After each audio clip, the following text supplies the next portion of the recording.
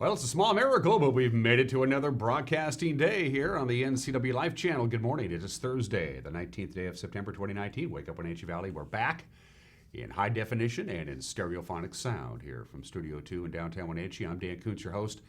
Got a 5-pound show and a 4-pound bag to fit it in, but we're going to do our very best. Lots going on today. It's Thursday. We got kennel cameos coming up. Pete the dog needs a home. Pete the dog's a cool dog. You're going to want to head on down to the Wenatchee Valley Humane Society and check out Pete. We'll introduce you to Pete at the back half or the bottom half of the hour. Speaking of the Wenatchee Valley Humane Society, the story of Louie the dog is our top story when we get to news. I think you know what we're talking about. Charges will not be filed.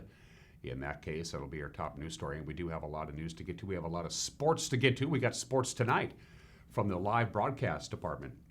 We'll be at the Eastmont High School Gymnasium as the Eastmont Wildcat volleyball team plays host to the Eisenhower Cadets. We'll have that for you live here tonight at 6:45 on the NCW Life channel. Busy day today, lots going on. We'll be out and about doing all kinds of things. Love September, busy time of the month, great time of the month. Weather is finally turning the corner a little bit. It's a high-pressure ridge, not a big one, not a strong one, but it's going to give us about 3 days of pretty darn nice weather until we get to Sunday. Forecast details are coming up, plus everything that we normally do. Including the obscure holiday, today in history, birthdays, and everyone is entitled to Mike Magnotti's opinion. Beautiful morning, a little on the chilly side, 52 degrees, a couple of clouds hanging around. Let's take you around the valley with our Valley View cameras. All of these views, courtesy of Localtel's Sky-Fi high-speed wireless setup. The cross camera is pulled back a little bit and tilted down a little bit as we take a gorgeous view of the Wenatchee Valley. We used to go up when we were kids. By kids, I mean teenagers. We used to drive up to that spot there and kind of just hang around and look at the amazing Wenatchee Valley. And of course, it has grown exponentially over the last 25 or 30 years. People like to come here. And quite frankly, I don't blame them. And the people who are born and raised here have a tendency to stay here as well. And why not? I mean, look at that. Good morning, Wenatchee. Good morning, East Wenatchee. Good morning, everybody who's enjoying this beautiful Thursday morning. Great view there. Megan is back in the pink, and we're happy about that. So she's pushing the buttons, deciding where we're going to visit next. And we're going to look at a beautiful sunrise in an area that I don't recognize. Help me out, Megan. Oh, that's the Tumwater Canyon. I'm going to be in Leavenworth, by the way, later on today. I'll be interviewing the organizers of the 55th Washington State Autumn Leaf Festival, which is next week. We're also going to pop by the Leavenworth Fish Hatchery and say hi to our friends, because Salmon Fest is going on today, tomorrow, and Saturday. So Bavarian Village, we're on our way. Look for the NCW Life fan. We'll be up there later on this morning. Good morning to the greater Leavenworth area. And boy, is that a gorgeous sunrise. Camera 3 is, once again, Megan, it's a little dark for me. You got to help me out. That's Rude Canyon. Okay, well, I should know that by now. Again, a gorgeous morning. By the way, sunrise this morning, 6:43. Sunset tonight will be at 7:05. Again, we're losing about 90 seconds of daylight every day this time of the year, so that buys us 12 hours and 22 minutes of daylight. And on Monday, we'll be splitting that in half. Of course, Monday is the autumnal equinox and the first day of autumn. Good morning, Rude Canyon. Camera 4, Megan. Let's see what we got. And we have, oh my, that has got to be Jump Off Ridge. Billy Goat. Wow, we moved Billy. Why did I say Jump Off Ridge? Because I saw the golf course. That's Alta Lake, of course. We moved Billy Goat. Gee Louise, that is phenomenal. You can see Alta Lake way off in the distance. You can see the Columbia River. To your upper left-hand corner is the hamlet of Pateros and the Methow River flowing in. Way up there in the far left-hand corner is Brewster and, of course, the Alta Lake Golf Course, plain to see. Alta Lake is just a gorgeous, gorgeous area. That is a great view. I'm glad we moved the Billy Goat camera. We got to use that view more often. And of course, I see the Alta Lake Golf Course, and I just want to go play it. It's a great track. It really is. It's one of the best golf courses in the Pacific Northwest, and we have a lot of really good golf courses in our neck of the woods. Of course, the golf season itself is starting to wind down, but a good day Saturday to hit the links. I think I may just have made my plans right here live on the air. Good stuff this morning, Megan. Good to have you back. 5 minutes after the hour from the National Weather Service. I've been teasing you about the forecast. Let's take a look at it now in earnest, because we have permission from Ernest to do this. Warming trend, drying trend. We have a dome of high pressure that has knocked that low pressure out of here. It's now over the Idaho Panhandle and into western Montana, and that means sunshine. It's not a very well entrenched or even a large high pressure ridge, but we'll take it while we can. So we're going to finally warm up to about 70 today. We only hit 65 on Wednesday. Our normal high yesterday should have been 76 degrees, so we were 11 degrees below normal. We had a cool and wet start to this week, but that changes in a big way. In fact, all of the Pacific Northwest should be dry today.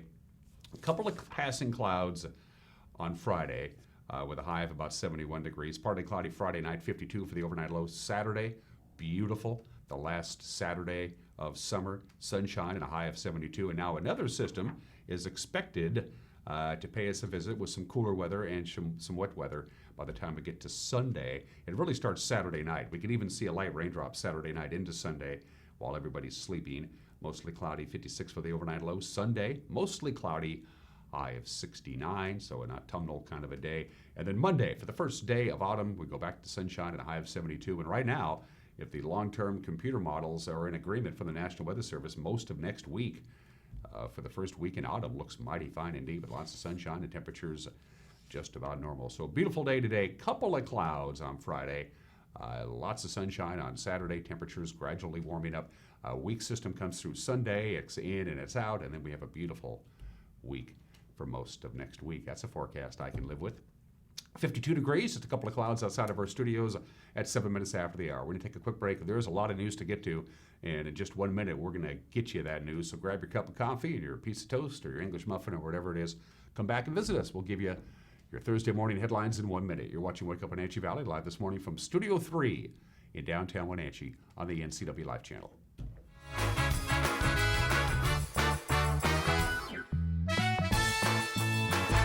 My first experience with CVCH, I had to come in with my daughter by myself with a cut in my hand that required stitches.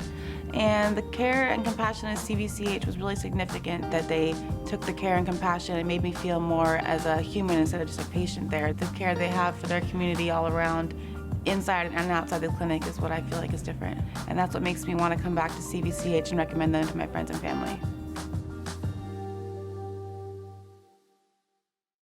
So Pam, how's your mom doing? She's okay. She's struggling. She'd like to stay in her house, and it's getting harder for her to do the daily chores. What kinds of problems is she having? Just basic house cleaning, you know, taking care of her house, yard work, taking care of her medicine. Mm-hmm. It does sound exhausting. It is very exhausting, and I always worry about her. Aging in Adult Care can assist you or your loved one to remain comfortably and safely in their own home. Contact them today to start the conversation.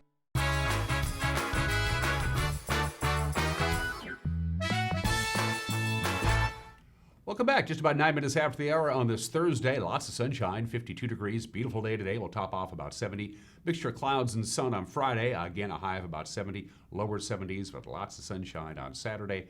Clouds and some rain on Sunday. Here's your news. The Chelan County man who tried to euthanize his own dog and failed will not face charges for animal abuse. And the Wenatchee Valley Humane Society says that is a mistake. The Pit Bull Terrier mix named Louie was found back on June 5th suffering from 3 gunshot wounds along Mission Ridge and Beehive Road just outside of Wenatchee.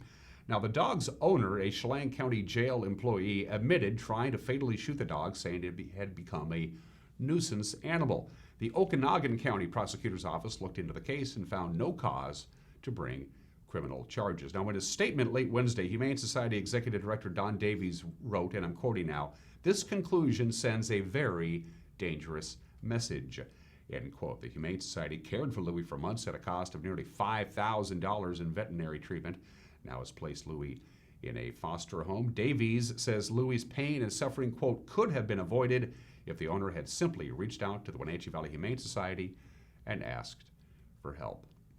In other news, a Wenatchee man faces multiple rape charges after allegedly assaulting a woman while she was unconscious and making video recordings of the crime. Stephen Adams Tibbetts was arrested on Friday and left Chelan County Jail after posting a $250,000 bail.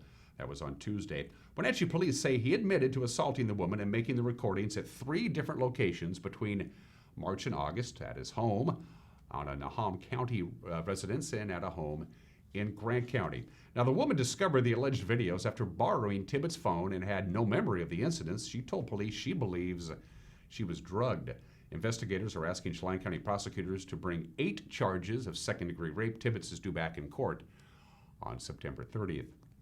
Well, the Columbia River Drug Task Force says they simply miscounted the money that they seized while serving a search warrant on suspected cocaine traffickers. Outside investigators from Grays Harbor Police and the Thurston County Sheriff's Office, they found no evidence of wrongdoing by the task force, which seized $68,462 and 2 pounds of cocaine from the Malaga home of Cesar Javier Morez. Now, the initial estimate of the money seized was more than $85,000. Jason Reinfeld, Chief of Special Operations for the Chelan County Sheriff's Office, says task force investigators simply made a counting error. Cesar Morez is serving a year and a day in prison after pleading guilty to cocaine possession and a firearms charge. Another man, Jose Carmen Valadez, got a 20-month sentence Monday for selling cocaine from Morez's home. Well, the Wenatchee Sporting Goods store, Hooked on Toys, has been so successful it has simply outgrown its current Wenatchee location. That's according to owner Tom Callis. So that led to the purchase last week of a 73,000 square foot piece of property from the city of Wenatchee for about $1.2 million. The property north of the store's current location on North Wenatchee Avenue won't be ready for the new store until McKittrick Street has been extended across Wenatchee Avenue. Callis opened the store 33 years ago, said in a statement that customers have been asking for a bigger store with more toys and more sporting goods, as well as better access. Sometimes, especially during sales and Black Friday, the store is so crowded people can barely navigate the aisles. Callis said the new store will have the additional space for more products and more people. And finally, sad news to report this morning. Longtime firefighter Tim Lemon, who for 10 years was the chief of the Chelan Fire and Rescue Department. He passed away Tuesday of pancreatic cancer. He was only 57 years old, and he'd only been diagnosed with the cancer just a couple of weeks ago. Our very own Caitlin Hedersheet filed this report. Chief Tim Lemon spent much of his life on the fire lines, starting his career at the age of 17 as a high school student. He went on to serve 15 years in King County and another 15 years in Pierce County. Lemon was hired as chief of Chelan County Fire District 7 in 2009 and spent a decade in the position. Many on staff credit Chief Lemon with helping facilitate improvements like a faster response time, more training while expanding volunteer membership by 77%, while also adding to the apparatus fleet. After retiring in 2019, he took a position as fire chief for North Whidbey Island Fire and Rescue in August after his wife Kathy moved to the area to take care of her mother, according to the Whidbey News-Times. Chief Mark Donnell, who replaced Lemon in Chelan, said Lemon was instrumental in building the department. You got to give him credit for coming into a community and taking it in an organization that was becoming a combination department for its first time in a 10-year period.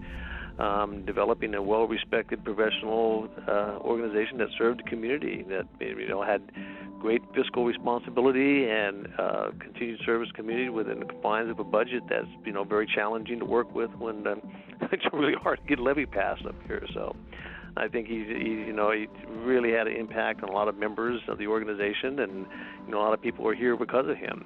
So he's going to be greatly missed by everyone. His wife Kathy was with him as he passed Tuesday night of stage 4 pancreatic cancer. Memorial services have not yet been scheduled for Lemon. Caitlin Hedersheet, NCW Life News. Thank you for that report, Kat. And the NCW Life Channel family wishes to extend our condolences to the family of Chief Lemon. That's your headlines at about 15 minutes after the hour. The news will come your way tonight with Grant Olson in the anchor chair, which is actually the very same chair I'm sitting in. At 5 o'clock, 6 o'clock, and 10 o'clock, 5, 6, and 10. You can watch the news right here on television, or you can watch it on demand whenever you want. In fact, you can watch last night's news if you want. It's there. Just go to our website, ncwlife.com, and click on the icon. It's pretty easily navigable. Is that a word? Check it out. The news on TV tonight at 5, 6, and 10 with Grant and Eric Granstrom handling sports. And Grant will do the weather forecasting as well. We look forward to having you watch our news. We're quite proud of it. The NCW Life Evening News at 5, 6, and 10, and available on demand by going to our website at ncwlife.com. But don't forget to drop us a line. We'd love to hear from you. News at ncwlife.com is our email address. You can also drop us a line on our Facebook page. Be sure to like our Facebook page and keep it up there. Bookmark our Facebook page and bookmark our homepage. You won't regret it. Going to take a break. When we come back, sports. 3 local athletes get very prestigious awards from the WIAA. We'll preview the Eastmont and Wenatchee football games tomorrow night. And, I think the Mariners should just play the Pirates every day. That would cure what ails you. That's all coming up. Plus, in the back half of the hour, Arch Ecker and Ryan McKelvie from the Wenatchee Wild will be my guests. We went down there yesterday and taped it at the Town Toyota Center. We'll preview the weekend series. The Smoke Eaters in town on Friday and the Merritt Centennials in town on Saturday. Arch and Ryan McKelvie will be my guests in the second half of the program. Sports is 1 minute away. You're watching Wake Up Wenatchee Valley live this morning from Studio 4 in downtown Wenatchee on the NCW Live channel.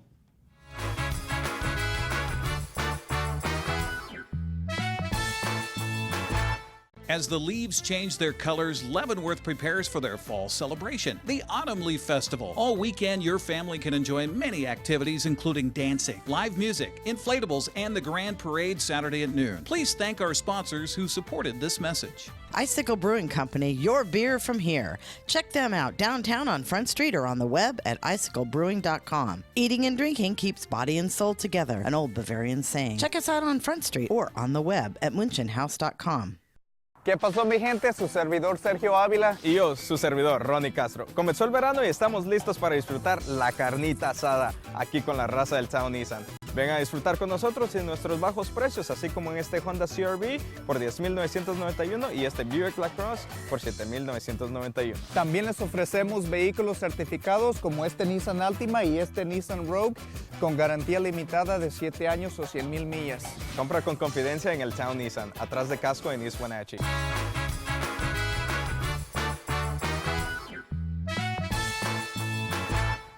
We're back 17 minutes after the hour on this Thursday, and a good one to you. The ever-widening world of sports features 3 local athletes selected by the WIAA as the Athletes of the Week. This is a nice award. For Wenatchee's Brooklyn Dressel, she won the 200-meter and 100-meter freestyle events at the Wenatchee Eastmont Invitational, both state qualifying times. She also led her 200-meter free relay team to victory. And then later on in the week in Moses Lake, the junior helped the 200-meter free relay to a state qualifying time, and her 100-meter free time was the fastest in the state. Chelan's Katie Rainville was a dominant force at the net, helped the Lady Goats sweep the Wenatchee Panthers in 3 games last week and take second place at the prestigious Sundome tournament. She had 10 kills, 8 digs, 4 blocks, and was 89% serving against Wenatchee. That's good.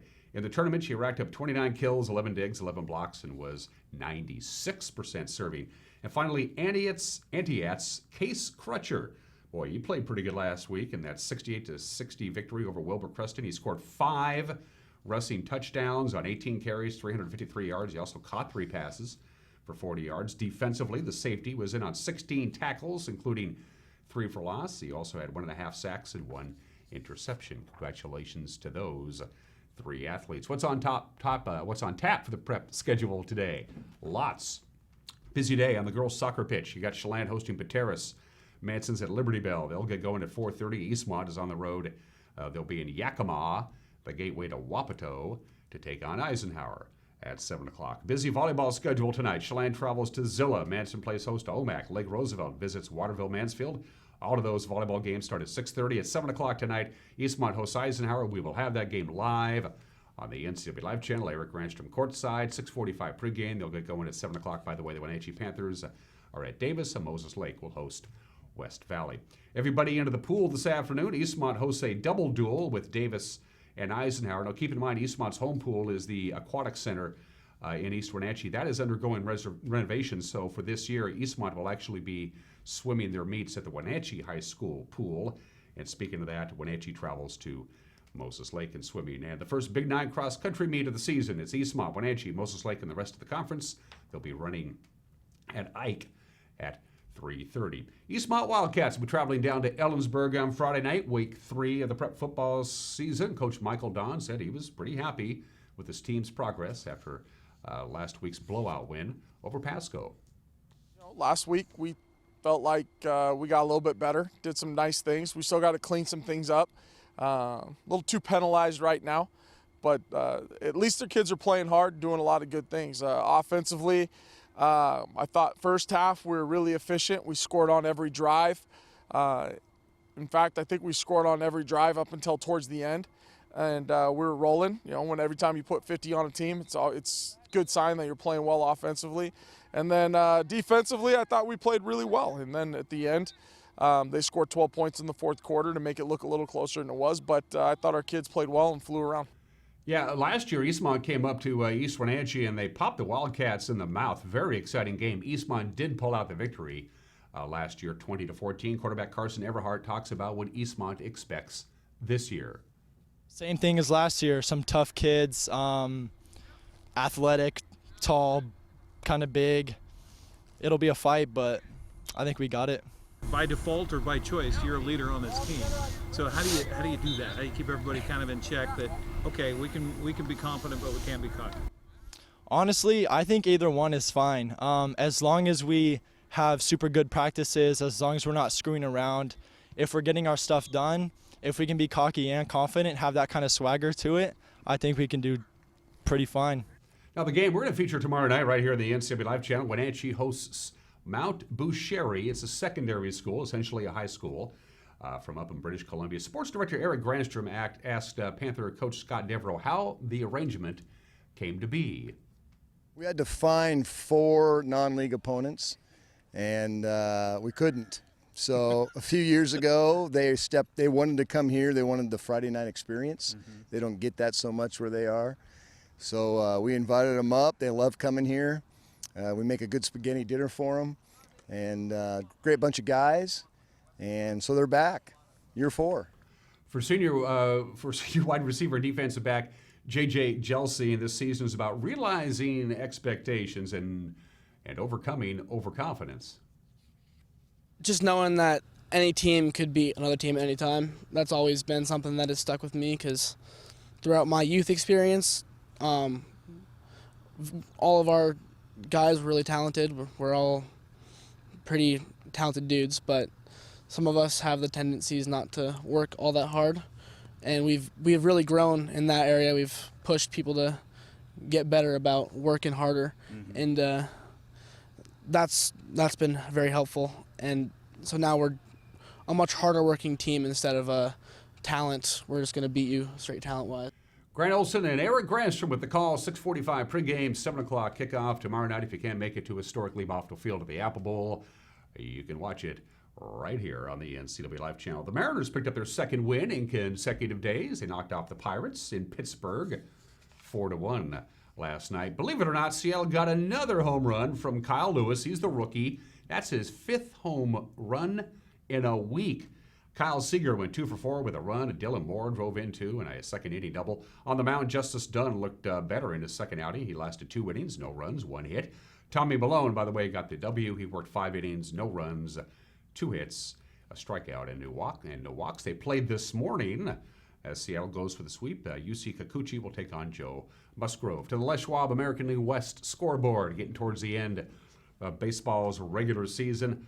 Mark Canha had a walk-off RBI double in the bottom of the 11th. Oakland knocked off Kansas City 1-0. David Fletcher 3 for 5 with a run in the leadoff spot to help L.A. top the Yankees 3-2. And Garrett Cole worked 8 innings of 2-run ball with 10 strikeouts for his 18th win of the season. Houston beats Texas 3-2. Cole also earned his 300th strikeout of the season, and the Astros win game number 100 on the year. And those are just some of the games that people are playing on this Thursday. The obscure holiday, I really didn't want to do this one, but it's the only one I could find. I'm not a big fan of International Talk Like a Pirate Day. I find it annoying. Other people find it charming. It started by John Bauer and Mark Summers way back in 1995. They were just pirate guys. They were pirate geeks, and they declared June 6th, 1995 as, well, International Talk Like a Pirate Day, and they talk like a pirate all day. And then they realized that fell on D-Day, and I thought that was in poor taste, so they moved it to September 19th. Nobody really paid much attention to International Talk Like a Pirate Day until Dave Barry, the humor columnist, featured it in a 2002 column, and then media attention began to take off, and now it's celebrated all over the world. And a lot of the celebrations for International Talk Like a Pirate Day helps charity organizations, childhood cancer support, places like that. Now, historically, of course, pirates were the bad guys, contemptible human beings. Of course, in many societies, acts of piracy was punishable by death.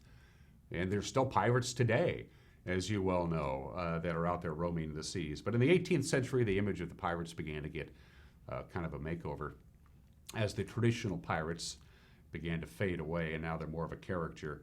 So today you're supposed to talk like a pirate day. Just don't do it around me.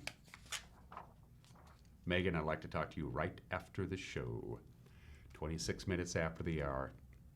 Today in history, 138 years ago, James Garfield died of the wounds that he suffered in the shooting that took place back on July 2nd. He lived a very long time after he was shot. Vice President Chester A. Arthur became president upon Garfield's death.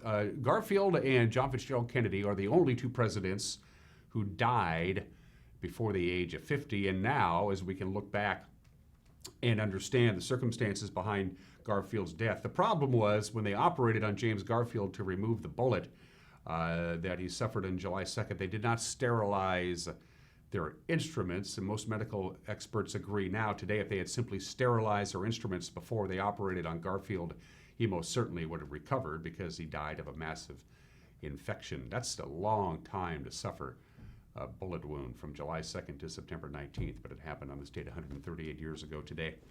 The strange case of Charlie Chaplin took a strange turn on this date 67 years ago, September 19th, 1952. Charlie Chaplin was a British subject, even though he had been living in Los Angeles, in Hollywood, for nearly 40 years. He never became an American citizen. He remained a subject of the British Empire.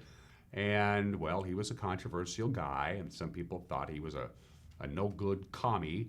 And he announced in advance that he was going to be making a trip to England, and as soon as the ship he was on got into international waters, the Attorney General of the United States, James P. McGraney, said, "You cannot come back to the country on your visa. Your re-entry permit will be denied because of your political views."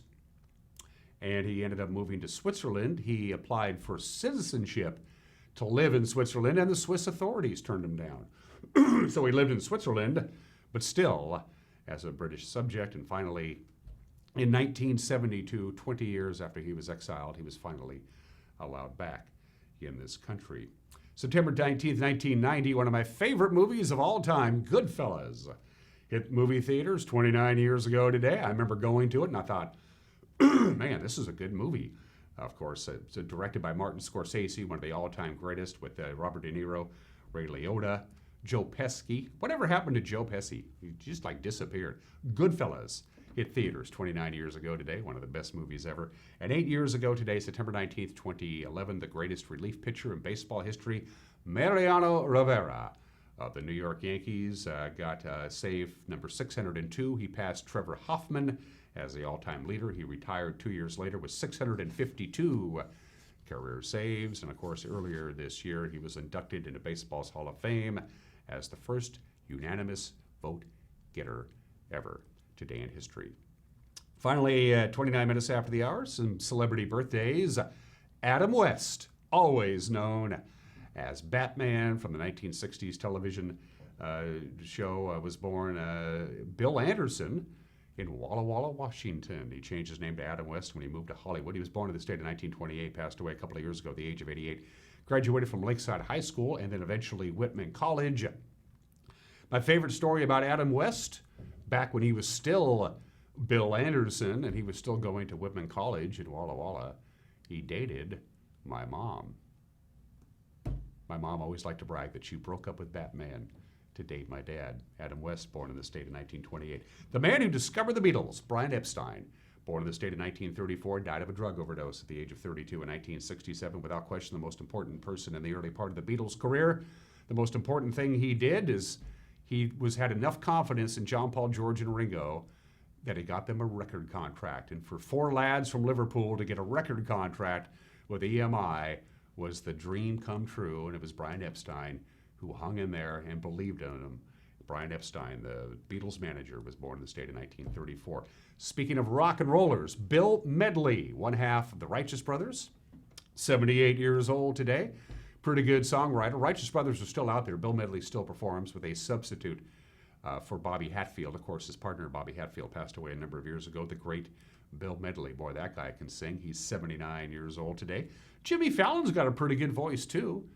I like Jimmy Fallon. I like him a lot. American comedian and talk show host. He is the 6th host of The Tonight Show. Jimmy Fallon, very funny guy, very talented guy, is 45 years old today. We're going to take a break. We got Mike McNally's opinion coming up, plus my conversation with Art Ecker, the voice of the Wild, and Ryan McKelvie, who's the director of the Wild development teams. Those two conversations are coming up, plus a chance for you to win tickets. But first, we got Kennel Cameos to get to. Pete the dog needs a home. It's Kennel Cameos with Megan McPherson.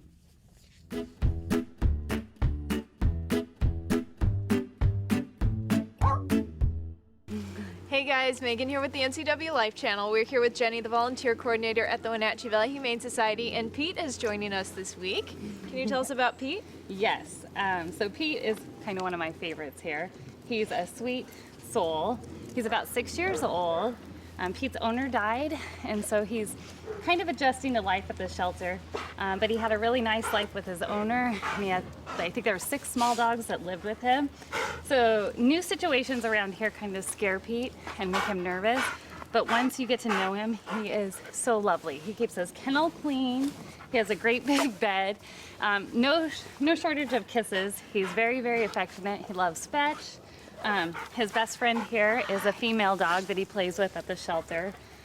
So yeah, Pete is overall just a really, really great guy. He's obviously got an ear-to-ear smile, so we love you, don't we? Yeah, we do. And how's he with kids and cats? Kids he's okay with. I'd say older kids, just because again, new situations scare Pete. Yeah. And so he just needs an owner that's gonna be active with him, but also kind of go slow with him and not scare him. And what should someone do if they're interested in adopting Pete? They should come on down to the shelter and meet Pete. He's ready to go today. The Wenatchee Valley Humane Society is located at 1474 South Wenatchee Avenue and is open Monday through Friday from 11 a.m. to 6 p.m. and Saturday and Sunday from 11 a.m. to 3 p.m. Give them a call at 509-662-9577 or visit their website at wenatcheehumane.org. This has been Kennel Cameos at the Wenatchee Valley Humane Society.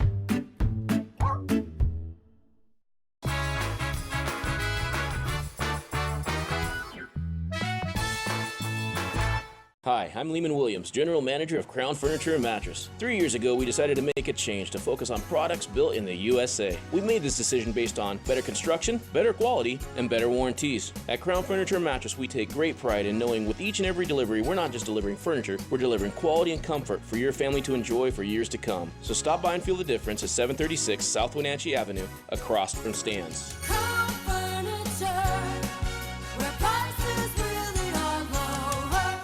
The Cottage Inn has been a Wenatchee Valley landmark since 1940, making it one of the longest-running locally owned restaurants around. And it's better than ever.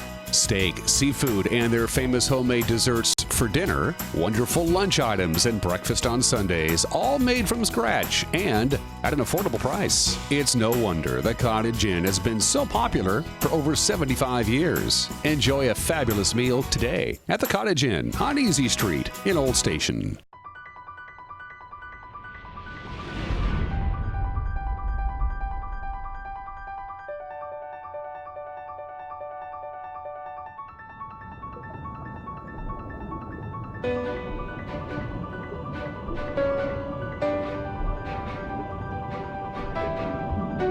Come see how very different you will feel in your Bullfrog Spa.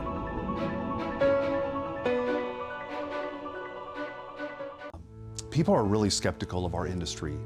They have been sold products, they have been sold policies they either don't need, don't understand, confusing. I understand that. We are more about the process and the people. Our SFG roadmap is designed to take care of all of those concerns. For those that have questions about their retirement, we would love the opportunity to sit down and chat with you.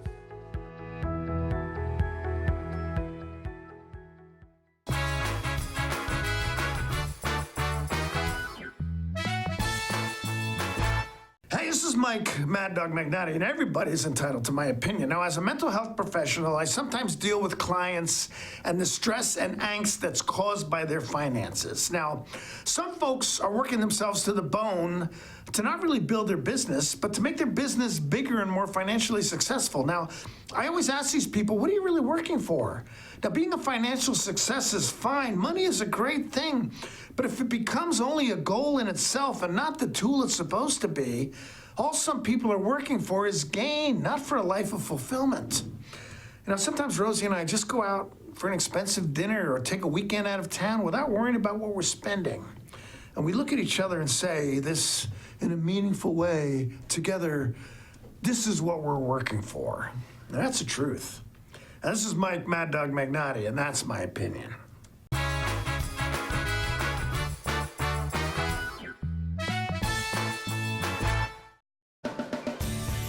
If you are looking for dependable car service and repair, visit the good guys at Quick Lube and Tune. They've been keeping cars and trucks in the Wenatchee Valley running smooth for 35 years. Quick Lube and Tune is your hometown shop for a 10-minute oil change, complete tune-ups, alignments, brakes, mufflers, air conditioning service, and more. Get more life out of your vehicle by bringing it to the local guys you can trust at Quick Lube and Tune on South Wenatchee Avenue.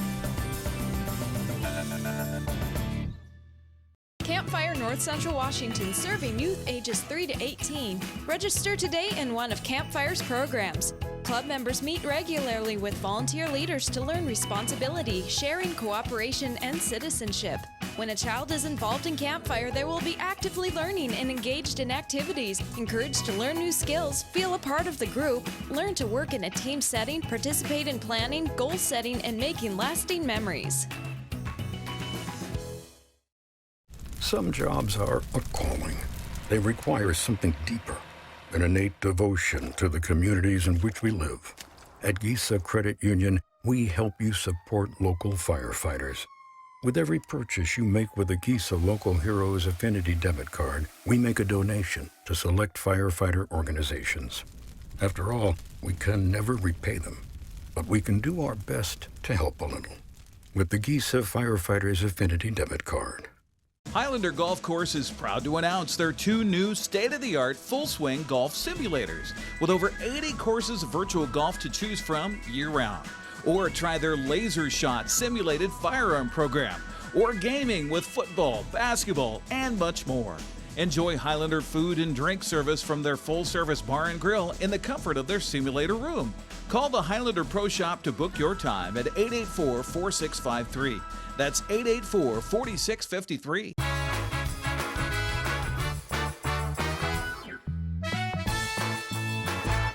Welcome back to Wake Up Wenatchee Valley. I am Dan Kuntz. The man to my immediate left is no stranger to this program, Arch Ecker, the broadcasting voice of the Wenatchee Wild. The toes are in the water. The team has been playing some hockey now. People are starting to understand their roles.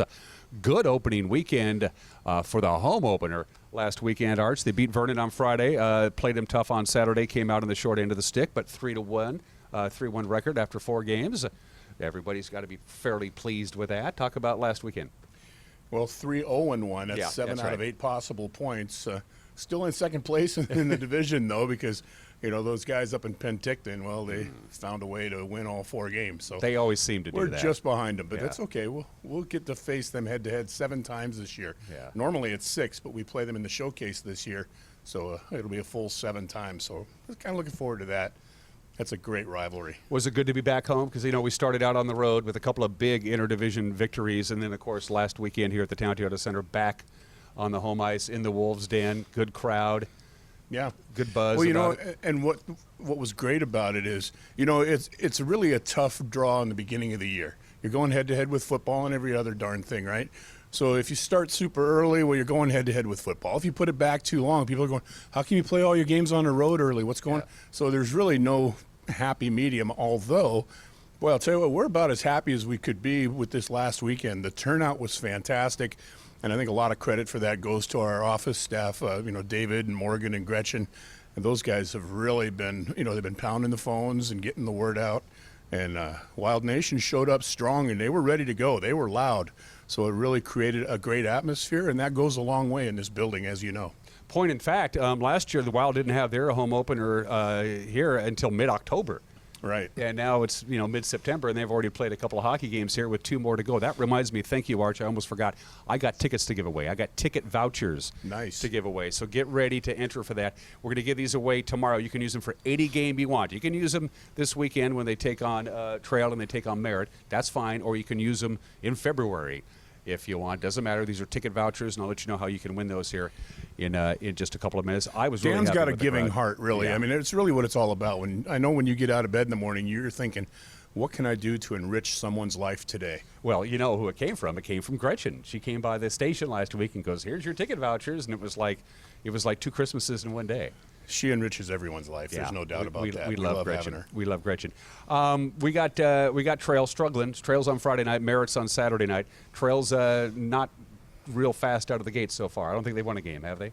No, they're 0-3-1. So they've had a little bit of a rough patch out of the door, but of course I think they had to take on Penticton a couple of times. So it's they've been paddling uphill. But you know what? 4 games in, there's really no reason for anyone to be overconfident or for anyone to really dig themselves too deep a hole, because you know what? At the end of the day, it's just 4 games, and in the span of a couple of weeks, you can gain that ground back. So, it would be foolish to look at someone's 0-3-1 record and think, oh, this is going to be a cakewalk, because I guarantee you, that Trail team is coming in here, and they're going to be hungry.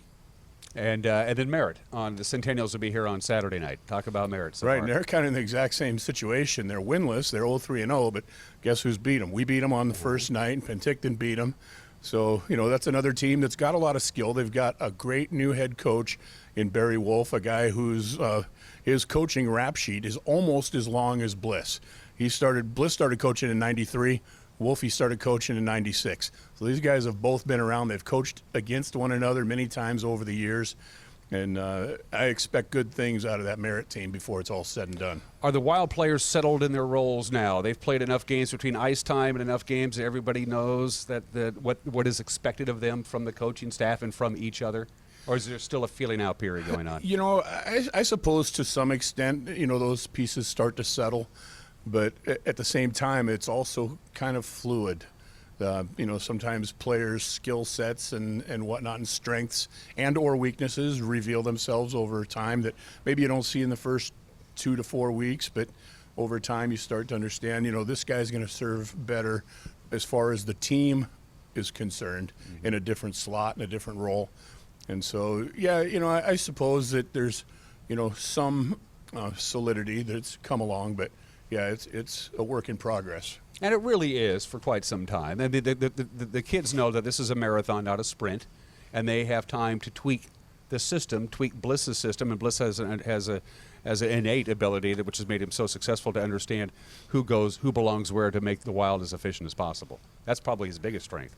Well, it may be one of his biggest strengths for sure. He's a very, very detail-oriented guy.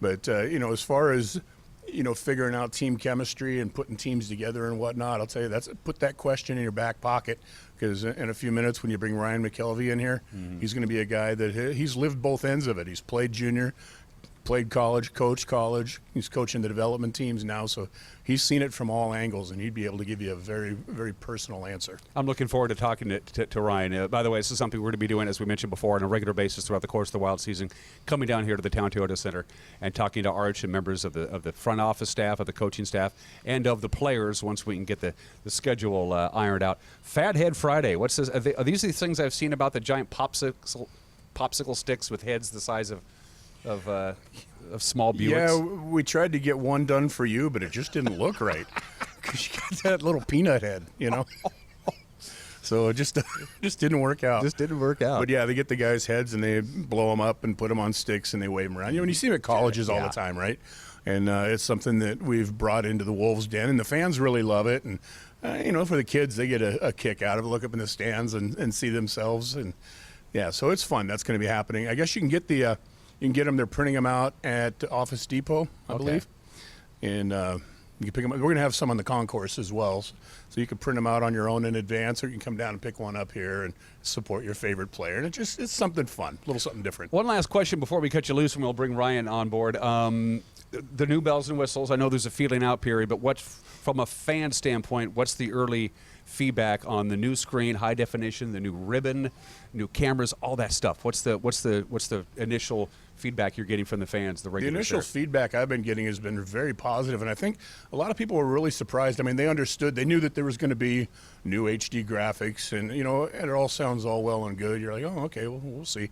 But when you get in here and then you see how eye-poppingly sharp that these things are in here, you go, wow, that is really crisp and it's really neat. And with that, we've been able to add some different camera angles and instant replays that weren't available before, and and a new scoreboard that's up top here where we can track shots on goal and penalty clocks down at this end of the ice, which we never had before. Are they going to be able to use the shots over the goal camera for officiating decisions? Did it clear the line or not? Has that been approved through the league or not? Because not every yet. arena has that, right? Not yet.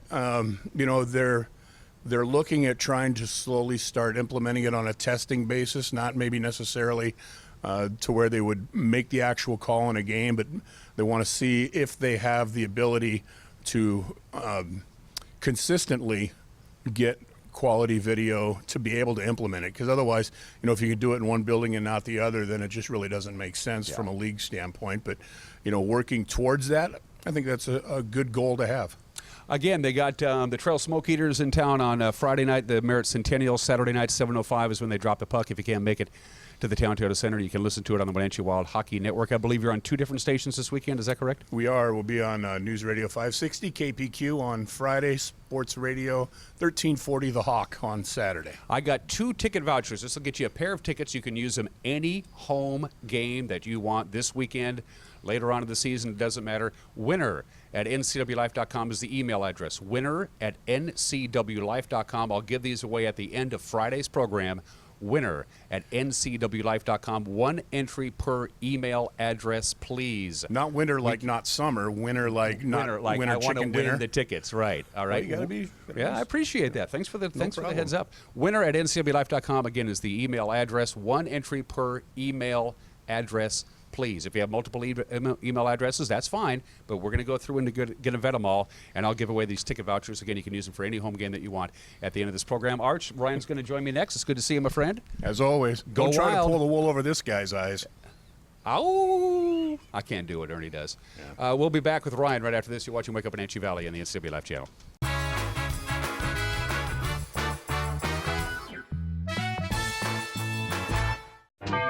Boating in the Wenatchee Valley starts at Bob File Boats and Motors. One look at the new Z series of Supreme boats and you'll know you're looking at a high-performance wake surfing boat. These boats are known as the Zeus boats because riding one is like surfing a lightning bolt, embodying the mythical trinity of surf, strength, and spirit. See the Supreme boat line at Bob File Boats and Motors on Sunset Highway in East Wenatchee or online at bobfile.com. Bob File Boats and Motors, we're dealing.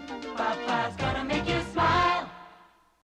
Hey folks, Carrie from Blueberry Hills in Manson. Remember the good old days? Sunday supper at Grandma's and the best recipes being passed down through generations? Well, come on out to Blueberry Hills and find amazing food with huge portions at family-friendly prices. From Benedict's to burgers to fresh fruit pies, there is something for everyone. Don't miss Blueberry Hills, where you pick, you sit, you eat, and you visit. wildaboutberries.com.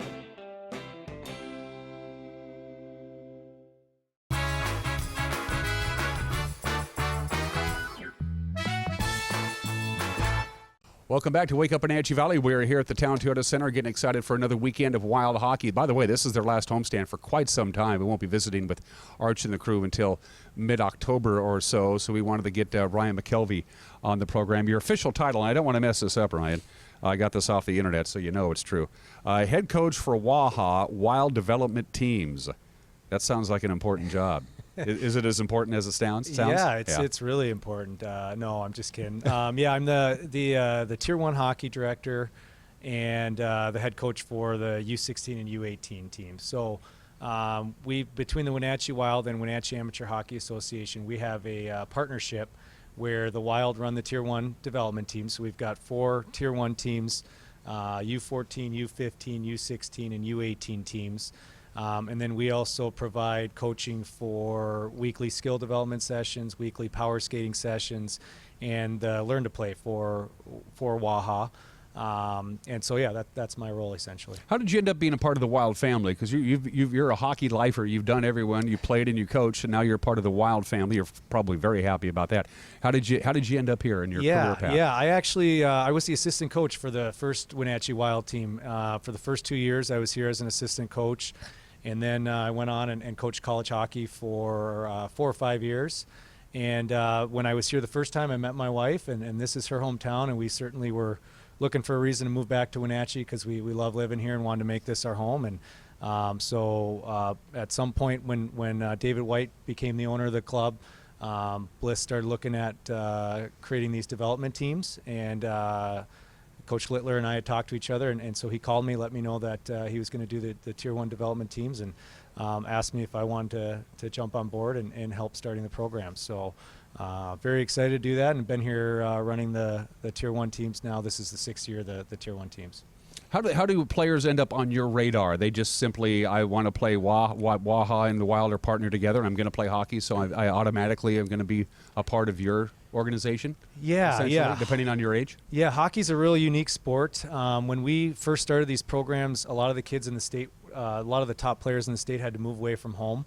A lot of kids from our town, from Wenatchee, were moving away from home to play hockey at a high level. So we created these programs. It gives kids in our area an opportunity to play at a high level. And so, yeah, there's a significant amount of recruiting that goes into this, recruiting the 4 teams. And with the idea that we're going to develop players to play at a higher level, junior A level, and a lot of those players hopefully we can develop to play for the Wild someday.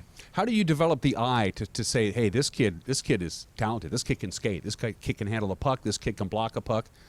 Is it intuitiveness? Is it just experience? How do you account for it? Yeah, I think a lot goes into it. I think hockey's a different sport in that, like in a track and field competition, two guys run the 100-yard dash or 100-meter dash, and one gets one time, and you know who's faster, right? But hockey, you could sit with 5 different high-level coaches. They could watch a game, and they're all going to have different opinions on each player.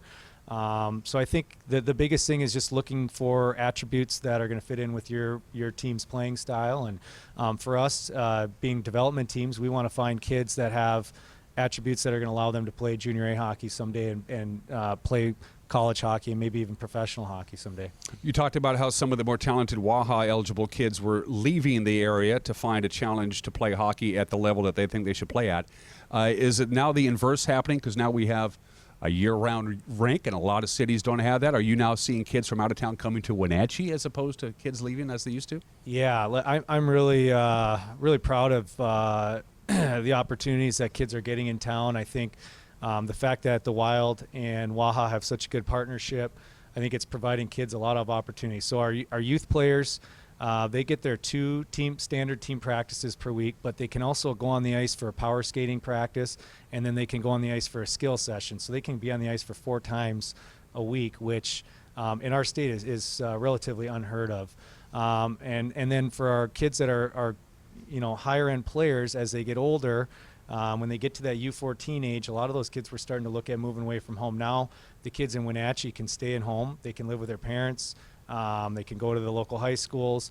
And then we're also bringing in kids from out of the area that are looking for programs like this that now become a big part of our community and billet here and live with families and go to Wenatchee or Eastmont High School. And so I think it's been a real successful thing. How much interaction is there between the 4 teams, between the parent team, the Wild, and the other 3 teams, the Wolves, and I forgot the names, I'm sorry. There's actually, there's the Wild, and then there's 4 development teams below the Wild. How much interaction does some of the Wild players come and help them with their skating and shooting skills, or is that completely separate from everything else? Well, there's definitely a lot of interaction. Coach Littler's obviously runs our whole organization, and he's highly involved, and Coach Clark and Coach Mendelson will come on the ice with our players quite a bit.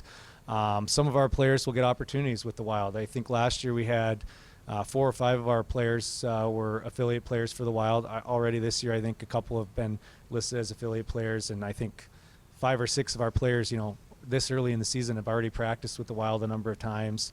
And so as our development teams continue to get better, we're having more and more players that can hopefully play for the Wild and make an impact that way. Every time I come to a Wild game, and I've been to a lot of them, trust me, I see a lot of kids, and they're having a ball. They're just enjoying it. They're interacting with Walt. They're enjoying the whole 9 yards. And somewhere along the line, hopefully that seed is planted. At what point does a parent go, hey, Ryan, my kid wants to play hockey. What do I do? He's 7. He can skate. Help me.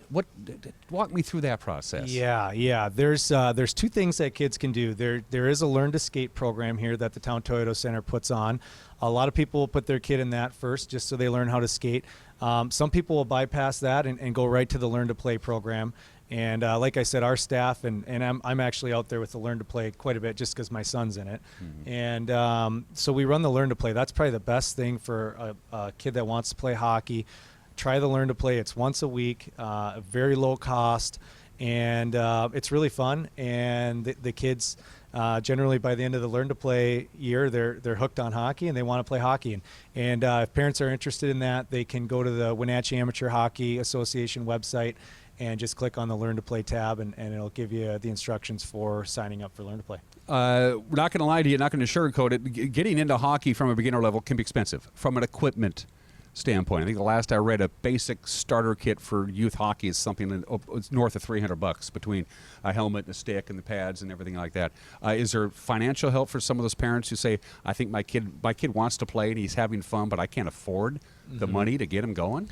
Yeah, I'm that part of things with Waha I'm not as involved with, so I don't have as much knowledge on that. I know the startup costs here are relatively low when you look at other places in the state. Mm-hmm. I know we do some equipment exchanges to help families out, and I think again, if you go to the Waha website, there's some resources there and people that people can contact to see what the help financial help can be if that is a prohibiting factor, because I know we want kids to enjoy the game, and we want kids to play, so but there's obviously that factor too. Yeah. You like your job? You like it? Love my job. I get to work. I have 80 kids, 80 youth hockey players that we get to deal with, plus the younger Waha kids that we get to work with, and we've got a great coaching staff here that we're in the office with every day, and it's a lot of fun. Yeah, I can tell. You can tell that you like your job. You really can.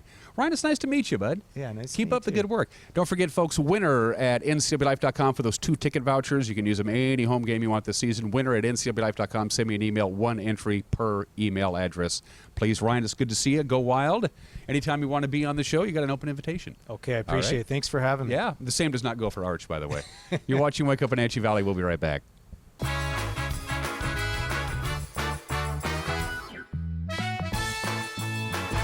Arctic Refrigeration and Heating has been serving North Central Washington for 34 years. Arctic provides the finest heating and cooling air quality products for residential and commercial customers, along with prompt and professional customer service. Arctic also offers specialty services like custom sheet metal fabrication of ductwork, coil cleaning, as well as planned fall and spring maintenance for the overall well-being of your system. Arctic is available for emergency calls 24/7. Call Arctic Refrigeration and Heating for your heating and cooling needs. It's Manson Hydrofest on Lake Chelan, September 28th and 29th. American Powerboat Association racing teams will be competing for the 2019 Inboard Western Divisional Championships. 14 classes of inboard hydroplanes, flat bottoms, vintage hydroplanes, tunnel boats, and junior outboard hydroplanes will tear up the waters of Lake Chelan. Admission is free. Brought to you by Seattle Inboard Racing Association, Lake Chelan Chamber of Commerce, and presented by the Manson Chamber of Commerce and moretomanson.com.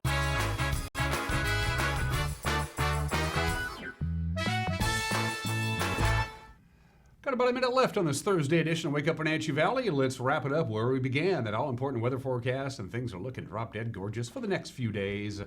Anyway, there's a ridge of high pressure. It's not particularly big, nor is it well entrenched, but it's going to give us a beautiful day today. Lots of sunshine, top off about 70. A couple of passing clouds tonight, 53 for the overnight low. Partly sunny Friday, so a mixture of clouds and sun. About 71 for the high. That's still below normal, by the way.